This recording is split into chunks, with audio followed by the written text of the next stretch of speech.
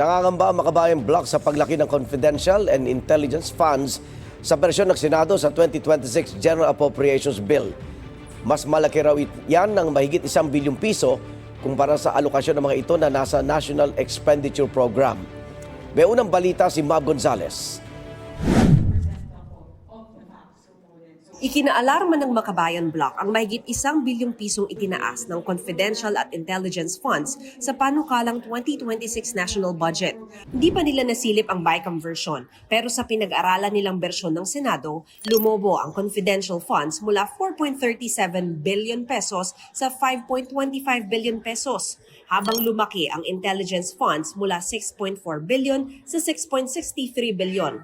Ayon kay ACT Teachers Party List Representative Antonio Tino, dahil walang transparent audit ay madaling makurakot ang confidential at intelligence funds. Nakita na natin kung paanong yung confidential and intelligence funds ay napakadaling abusuhin. Hindi dapat pinalaki, sa halip ay dapat tinanggal na ang confidential and intelligence funds.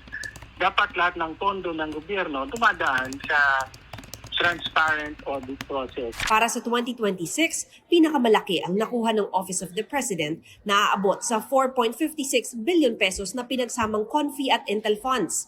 Kalahati ng intelligence funds ay nasa presidente. May ibang paraan para maprotektahan yung mga national security and other concerns. Hindi sa pamamagitan ng paggawang secret nung paggamit sa pondo. Naging triple naman ang confidential funds ng Bureau of Customs at DILG Office of the Secretary sa bersyon ng Senado mula sa National Expenditure Program. Dumoble naman ang Confi funds ng DOJ Office of the Secretary at National Bureau of Investigation. Sa unang pagkakataon, may Confi funds na rin ng Anti-Red Tape Authority.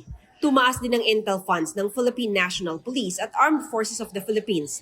Sinisika pa naming hinga ng komento ang mga nasabing ahensya. Pinuna rin ng Makabayan Block na habang lumaki ang Confi at Intel funds, tinipid naman umano ang pondo para sa edukasyon, kalusugan at ibang serbisyong panlipunan na kailangan ng mamamayan.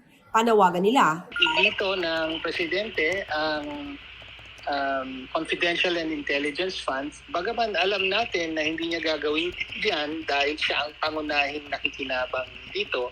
hinihingan pa namin ng komento si Senate Finance Committee Chairman Senador Win Gatchalian kaugnay ng tumaas na Confi at Intel funds. Ito ang unang balita. Mav Gonzales para sa GMA Integrated News. Igan, mauna ka sa mga balita, mag-subscribe na sa GMA Integrated News sa YouTube para sa iba't ibang ulat sa ating bansa.